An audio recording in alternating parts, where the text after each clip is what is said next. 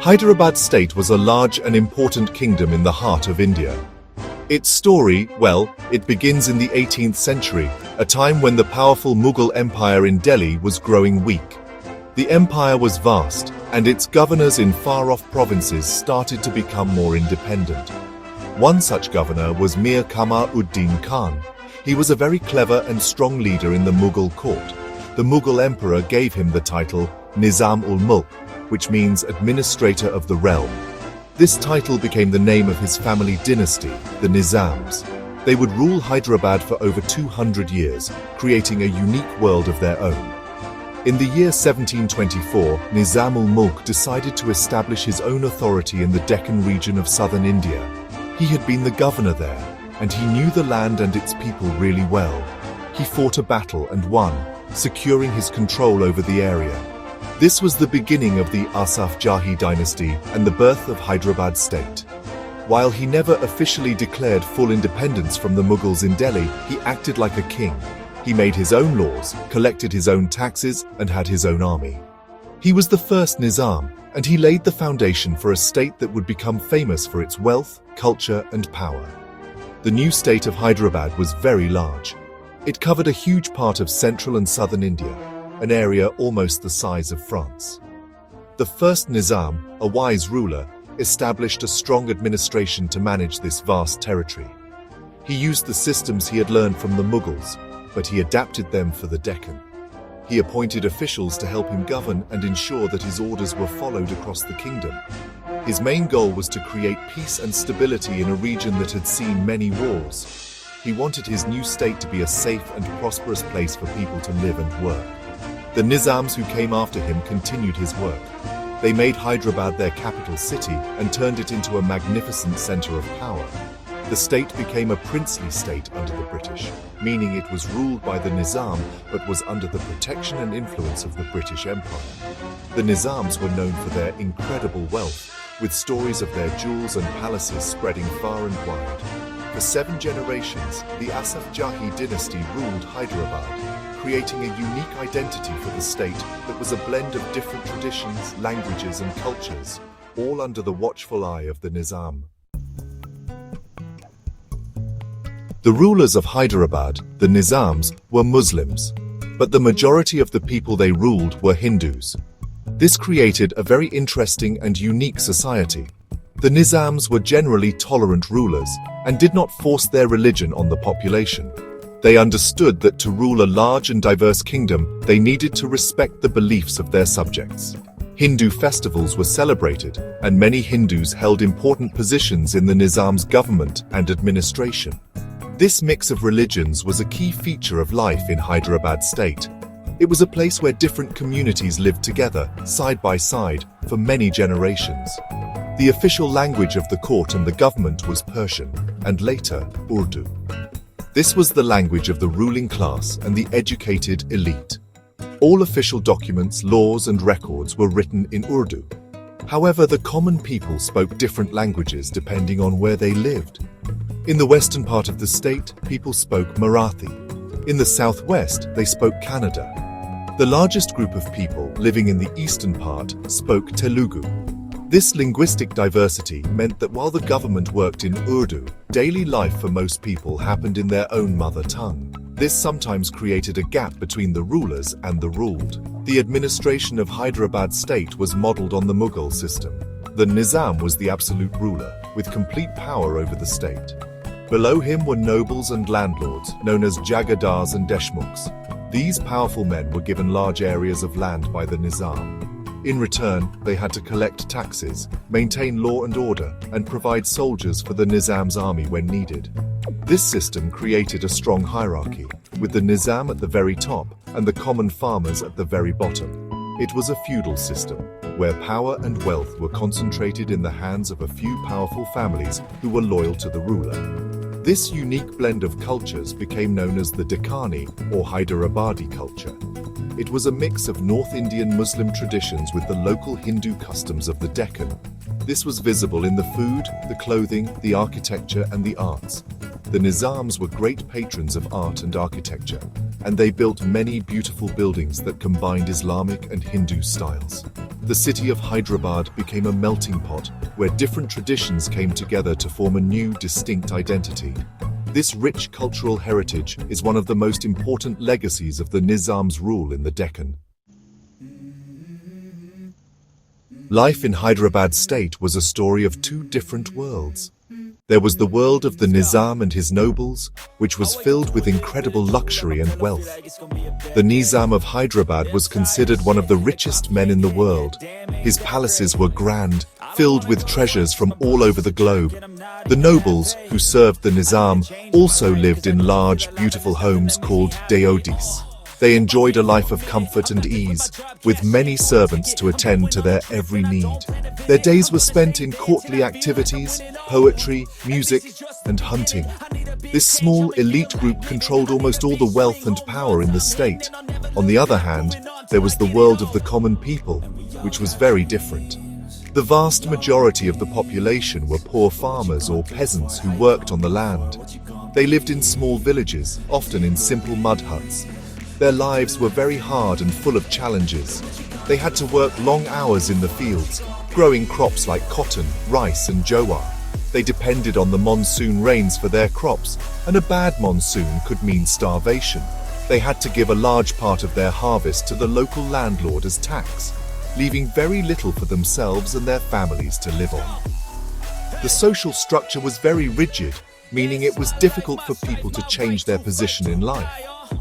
If you were born a farmer, you would likely remain a farmer your whole life. The landlords, or jagirdars, had immense power over the villages. They acted as the local rulers, judges, and tax collectors.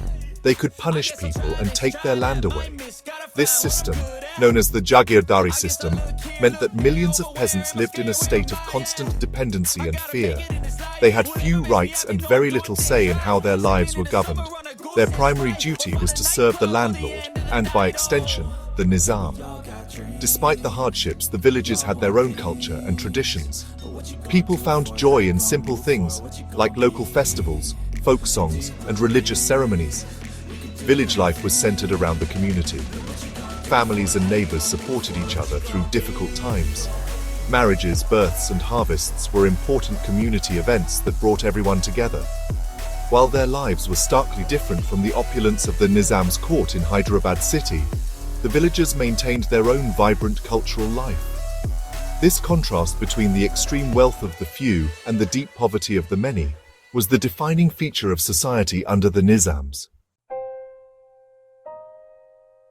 The economy of Hyderabad State was almost entirely based on agriculture. The land was the main source of wealth, and control over the land meant control over the people. This system is known as feudalism. The Nizam was the ultimate owner of all the land in the state.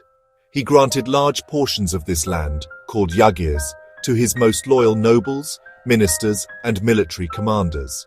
These landlords did not own the land forever. It was a grant from the Nizam, and it could be taken back. In return for the jagir, the landlord had to manage the area and give a share of the revenue to the Nizam's treasury. About 60% of the land in Hyderabad State was part of this jagirdari system. The landlords who controlled these lands had enormous power. They were responsible for collecting taxes from the peasants who farmed the land. Often these taxes were very high, sometimes taking more than half of what the farmer produced. The landlords were not just tax collectors, they were also the local administrators of justice. They could settle disputes and punish people who broke the rules. This gave them almost complete control over the lives of the millions of people living on their jagirs. The system created a vast gap between the wealthy landowning class and the poor landless peasants. The remaining 40% of the land was called Diwani land, which was directly under the control of the Nizam's government. On this land, taxes were collected by salaried officials who worked for the state. While this was supposed to be a fairer system, in practice, the peasants on Diwani land also faced many hardships. The tax rates were still high, and the officials were often corrupt. For the average farmer, it made little difference whether they were under a jagirdar or a government official. Their life was one of hard labor with very little reward. They were trapped in a cycle of debt and poverty. This feudal economic structure prevented the state from modernizing. Since the economy was based on extracting wealth from agriculture rather than investing in it, there was very little development in the countryside. There were few schools, hospitals, or good roads in the villages. The landlords were not interested in improving farming techniques because they could simply demand more from the peasants. As a result, Hyderabad State's economy remained stagnant for a long time. While the Nizam's court glittered with jewels, the economic foundation of the state, its agriculture, remained weak and unproductive, keeping the majority of its people in poverty. In 1947, a major change swept across the Indian subcontinent. After nearly 200 years of British rule, India was about to become an independent country. The British announced that they would be leaving, and the territory of British India would be divided into two new nations, India and Pakistan. This was a moment of great excitement and hope for millions of people. However, it also created a big question for the hundreds of princely states, like Hyderabad. These states were not directly part of British India, so they had a choice. They could join India, join Pakistan, or try to become independent countries themselves. The ruler of Hyderabad at this time was the 7th Nizam, Mir Osman Ali Khan.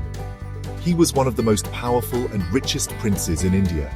He had ruled his state for many years and was used to having complete authority. The Nizam did not want to join India. He dreamed of Hyderabad becoming an independent country, a third nation on the subcontinent. He argued that his state was large enough, wealthy enough, and had its own history and culture, which gave it the right to be independent. He believed that an independent Hyderabad could maintain its unique identity and have friendly relations with both India and Pakistan. This desire for independence put the Nizam in direct conflict with the new government of India, led by Prime Minister Jawaharlal Nehru and Home Minister Sardar Vallabhbhai Patel. The leaders of India believed that an independent state in the very heart of their country was a major security risk. Hyderabad was landlocked, completely surrounded by Indian territory. They felt that an independent Hyderabad would be like a cancer in the belly of India, which could cause instability and division. They strongly insisted that Hyderabad must become part of the Indian Union, just like the other princely states. The stage was set for a major political confrontation. At the same time, within Hyderabad State itself, a powerful movement was growing. This was the Telangana Rebellion, a peasant uprising led by communists. For years, the peasants in the Telangana region had suffered under the brutal feudal system of the Yagadars. They were tired of the high taxes, forced labor, and oppression. Inspired by communist ideas of equality and justice, they took up arms against the landlords. They drove out the local officials, seized land, and distributed it among the poor. This rebellion created chaos in the countryside and further weakened the Nizam's control over his own state, adding another layer of complexity to an already tense situation. Faced with pressure from India and a growing rebellion within his state, the Nizam tried to buy himself more time. In November 1947, he signed a standstill agreement with the government of India. This was a temporary agreement that was supposed to last for 1 year. According to this agreement, things would stay as they were. India would not use force against Hyderabad, and Hyderabad would not join Pakistan. It allowed both sides to continue negotiations to find a peaceful solution. The Indian government hoped that the Nizam would eventually agree to join India, while the Nizam hoped that he could use the time to strengthen his position and gain international support for his independence. During this period of negotiation, a powerful and dangerous group gained influence in Hyderabad. This group was called the Razakars. They were a private militia, or a private army, led by a man named Qasim Razvi. The Razakars were fiercely loyal to the Nizam and were determined to keep Hyderabad independent and under Muslim rule. They were against joining India, which they saw as a Hindu-majority country. They grew very powerful, with tens of thousands of members who were given weapons and training. They began to act as the Nizam's unofficial army, and their influence over the government grew stronger every day. The Razakars used violence and fear to crush anyone who supported joining India. They attacked villages, targeting Hindus and communists who were part of the Telangana Rebellion. They created an atmosphere of terror, making it dangerous for people to speak out against the Nizam or in favor of integration with India. Their actions made the situation in Hyderabad much worse. The stories of their atrocities reached Delhi and caused great concern for the Indian government. The rise of the Razakars showed that a peaceful solution was becoming less and less likely. Qasim Razvi became one of the most powerful men in the state, often influencing the Nizam's decisions. The standstill agreement failed to bring peace. Instead, the situation escalated. Hyderabad began to smuggle weapons from abroad, and the Razakars became more aggressive. The Indian government imposed an economic blockade on Hyderabad, stopping the flow of essential goods into the state. This was done to put pressure on the Nizam to change his mind. The negotiations between Hyderabad and India broke down completely. The Indian leaders felt that they could no longer wait. The violence of the Razakars and the ongoing Telangana Rebellion had created a state of complete lawlessness, forcing India to consider a more direct and forceful solution. By September 1948, the Indian government, led by Sardar Vallabhbhai Patel, decided that it had no other choice but to use military force. The negotiations with the Nizam had failed, and the violence by the Razakars was getting worse. The Indian leaders were worried that the instability in Hyderabad could spread to other parts of the country. They decided to launch a military action to integrate Hyderabad into India and restore order. This military operation was given the code name Operation Polo, because at that time, Hyderabad had the most polo grounds in India. It was a clear signal that the time for talking was over. On September 13, 1948, the Indian army entered Hyderabad State from 5 different directions. The Nizam's army and the Razakars were not prepared for such a large and well-organized attack. The Hyderabadi forces were poorly equipped and had little training compared to the Indian army. The fighting was short and one-sided. The Indian soldiers quickly defeated the resistance they faced. The Razakars, who had boasted about fighting to the last man, were quickly scattered. The military action lasted for only 5 days, from September 13 to September 18. It is sometimes called the 5-Day War. Seeing that his army was defeated and the Indian forces were approaching the city of Hyderabad, the Nizam knew that he had lost. On the evening of September 17, he announced a ceasefire over the radio. He ordered his army to surrender and banned the Razakar organization. The next day, the Hyderabad army officially surrendered to the Indian army commander. The Nizam's dream of an independent Hyderabad was over. The state of Hyderabad was now under the control of the Indian military.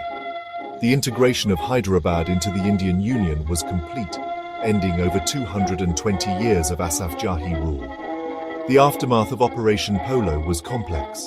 The Indian army took control of the administration and worked to restore peace and order. The violent activities of the Razakars were stopped and their leaders were arrested. The Indian army also moved to end the Telangana Rebellion, disarming the communist fighters and putting an end to their parallel government in the villages. The Nizam, Mir Osman Ali Khan, was not removed from his position entirely. In a political gesture, he was made the Raj Pramukh, or the constitutional head of the state of Hyderabad. However, he no longer had any real power. The era of the Nizams had finally come to an end. After its integration into India in 1948, Hyderabad became a state within the Indian Union. It was no longer a princely kingdom, but one of the many states that made up the new Republic of India. For the first few years, it was under military administration, led by Major General J.N. Chowdhury, who acted as the military governor. The main tasks were to restore law and order, disarm the various militias, and begin the process of political and social reform. One of the first major changes was the official abolition of the Jagirdari system. This was a revolutionary step that freed millions of peasants from the control of the feudal landlords. In 1950, when India adopted its new constitution, Hyderabad was officially recognized as a Part B state. The Nizam, Mir Osman Ali Khan, was appointed as the Raj Pramukh, which was a ceremonial position similar to a governor. Although he had no real power, this allowed for a smooth transition and showed respect for his former status. The real power was held by a chief minister and an elected legislative assembly. In 1952, the first democratic elections were held in Hyderabad State. Dr. Burgula Ramakrishna Rao became the first elected chief minister, marking the beginning of democratic governance in the region. The state of Hyderabad from 1948 to 1956 was a large multilingual state. It was made up of 3 distinct linguistic regions. The first and largest region was Telangana, where the people spoke Telugu. This region consisted of 9 districts, including the capital city, Hyderabad. The second region was Marathwada, located in the west, where the people spoke Marathi. This region had 5 districts. The third region was Karnataka, in the southwest, where the people spoke Kannada. This region had 3 districts. This mix of languages within a single state would soon become a major political issue. During this period, the government focused on land reforms and development. The new administration took land from the big landlords and distributed it among the landless farmers. They also started programs to improve education, healthcare, and infrastructure, which had been neglected for a very long time under the Nizam's rule. The integration of Hyderabad into India brought significant changes to the lives of ordinary people. It marked the end of feudalism and the beginning of a modern democratic society. However, the linguistic diversity of the state would soon lead to its division. The multilingual nature of Hyderabad State created challenges. While the government operated, people in different regions felt their language and culture were not getting enough attention. Across India, a powerful movement was growing, the demand for states to be formed based on language. People believed that if a state was made up of people who spoke the same language, the administration would be more efficient, and their culture would be better protected. This idea gained a lot of support, especially in the Telugu-speaking, Marathi-speaking, and Kannada-speaking areas of Hyderabad State. They wanted to join with other regions that spoke their language to form new, larger states. To address this nationwide demand, the Government of India appointed the States Reorganisation Commission in 1953. The Commission's job was to study the issue and recommend how the internal boundaries of India's states should be redrawn. After 2 years of study, the Commission submitted its report in 1955. It recommended that the map of India should be changed and states should be reorganized primarily on the basis of language. This recommendation had a direct and massive impact on the future of Hyderabad State. It meant that the old, multilingual state was going to be broken up. Based on the Commission's report, the Indian Parliament passed the States Reorganisation Act in 1956. This law completely changed the map of southern India. On November 1, 1956, Hyderabad State ceased to exist. It was divided into 3 parts along linguistic lines. The Marathi-speaking Marathwada region, with its 5 districts, was merged with the neighboring Bombay state, which later became Maharashtra. The Kannada-speaking region, with its 3 districts, was merged with Mysore state, which was later renamed Karnataka.